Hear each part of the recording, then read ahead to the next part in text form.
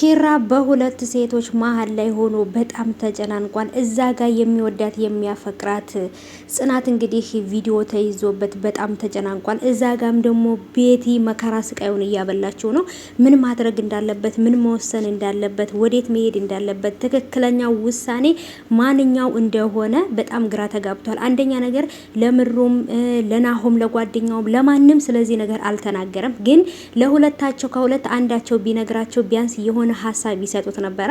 ግን ደግሞ እንዴት ነው ፍቅረኛዬ ቪዲዮ ተቀርጾባት ቪዲዮዋ ቤቲ ጋር ነው ያለው ብሎ መናገር በጣም የሚከብድ ነው። ለዛ ለማንም አልተናገረም። ናሆምም ምሩም እየጠየቁት ነው። ግን ደግሞ ምንም ነገር አልተናገረም። በጣም ግራ ተጋብቷል። ጽናት በጣም አሪፍ ውሳኔ ወስናለች። ምንድነው የወሰነችው? ተመልሳ እዛ ቤት ስራ ልትሰራ ገብታለች፣ ወይንም ደግሞ በሰራተኝነት ልትቀጥልበት ገብታለች። ይሄን ነገር ያደረገችውም ከጓደኞቿ ጋር ተመካከራ ኪራ ያለበትን ሁኔታ በስልክ ስለሰማች ወይንም እንዳትርቂው ተገዶ ነው ይሄን ነገር ያደረገው እንጂ በጣም ይወድሻል የሚል መልእክት መጥቶላታል። ወይንም ተደውሎ ተነግሯት ነበረ። ቤቲ አስገድዳው እንደዚህ እንዳደረገም ወይንም ደግሞ ያለውን ነገር ተነግሯት ነበር። ለዛ ወደ ቤት መጣለች። ሰላም ሰላም፣ ውድ የተከበራችሁ የቻናሌ ተከታታዮች እንዴት ናችሁ? እኔ ጋር ሁሉ ሰላም ነው። ሰላማችሁ ይብዛልኝ ባላችሁበት ውድ ቤተሰቦቼ። ለቻናሌ አዲስ የሆናችሁ ሰብስክራይብ እያደረጋችሁ ቤተሰቡ ነው። ነባሮች ደግሞ እንኳን በሰላም መጣችሁ። ሰብስክራይብ ስለምታደርጉኝ ቤተሰብ ስለምትሆኑ እጅግ አድርጌ አመሰግናለሁ። የተለያዩ ከድራማም ውጪ የተለያዩ ነገሮችን በዚህ ቻናል ላይ እለቅላችኋለሁ። ሰብስክራይብ ያላደረጋችሁ ሰብስክራይብ አድርጋችሁ ቤተሰብ ሁኑ፣ አዳዲስ የምለቀው ነገር እንዲደርሳችሁ ማለት ነው።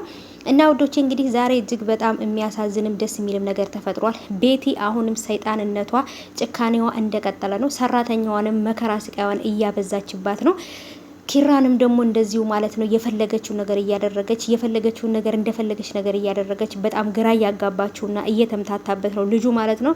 እንደውም በፊትም የተምታታበት ነበረ ኪራ። አሁን ጭራሽ ተምታቶበት ምን ማድረግ እንዳለበት፣ ምን መወሰን እንዳለበት፣ ትክክለኛው ነገር የቱ ነው፣ አሁን ላይ የወሰነው ውሳኔ እጅግ በጣም ስህተት የሆነ ውሳኔ እንደሆነ አላወቀም።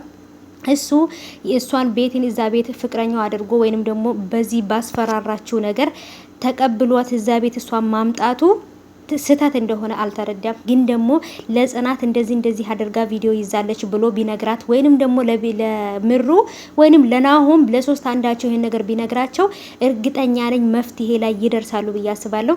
እና ደግሞ የቤት ሰራተኛዋንም እንደምታዩት ምን እንዳለች ታውቃላችሁ? ቤቲ ልብሴን አጥበሽዋል ወይ ብላ ውሃ ስጪኝ ብላት ውሃ እየጠጣች ነበረ። ከዛን ልብሴን አጠብሽ ወይ ጃኬቴን ስትላት አዎ ጃኬትሽን አጥቤዋለሁ፣ ከዛን እንደገና አረፋው እንዳይበላሽ እንዳይደፋ ብዬ ሱሪሽንም አጥቤ ልሻለው ስትላት አታደርጊውም ብላ ነበር የጮኸችው።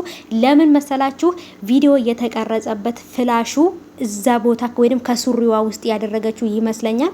እርግጠኛ ነኝ ደግሞ እንደዛ ነው ማለት ነው። ምክንያቱም ያን ነገር ወይንም አብሮ ስለታጠበ አብሮ እንትን ስላለ ቪዲዮ ከጠፋ እንደፈለገች የምታደርግበት ነገር አታገኝም። ግን ደግሞ ጓደኞቿ እዚህ ጋር ጽናትና ጓደኞቿ እንግዲህ ተሰብስበው እዚህ ጋር ሶስት ሆነው የሆነ እቅድ ያቅደዋል። እሱም እቅድ ምንድነው? ኪራን ለመጠበቅ ወይንም ደግሞ ቤት ያደረገችውን ነገር ለማወቅ በትክክለኛ በፊት ለፊት መጋፈጥ ሳይሆን በብህላትና በዘዴ እዛ ቤት ሆነው ቤት የምታደርገውን ነገር ስትወጣ ስትገባ የምታወራውን ስልክ ያለውን ነገር በደንብ ሊከታተሏት ነው ማለት ነው። እርግጠኛ ነኝ በቅርብ ቀን ትዋረዳለች ብዬ አስባለሁ ቤቲ ማለት ነው። ጽናትን ያስቀናች መስሏት በስልክ እያወራች የኔ ፍቅር የኔ ማር እያለች ሌላ ወንድ ስታወራ ነበረ። እሱም ደግሞ እያወራች ሳይሆን ጽናት እንደመጣች ወይንም ከጀርባዋ እንደሆነች ስላወቀች ልታናድዳት ሞክራ ነበር። ግን ደግሞ ይሄ ጭራሽ የረከሰ ስራ እንደሆነ አለማወቋ በጣም ገርሞኛል።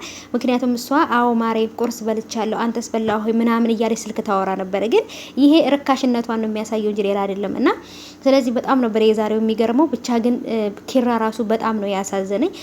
ልክ በር ላይ ወጣ ናሆምን ሰላም ብላው ናሆም ወደ ውስጥ ከገባ በኋላ እንደዚህ ሲያት እቅፍ ነበር ያደረጋት። እውነቱን እንዳይነግራት ልቧ ይሰበራል ብሎ ፈራ።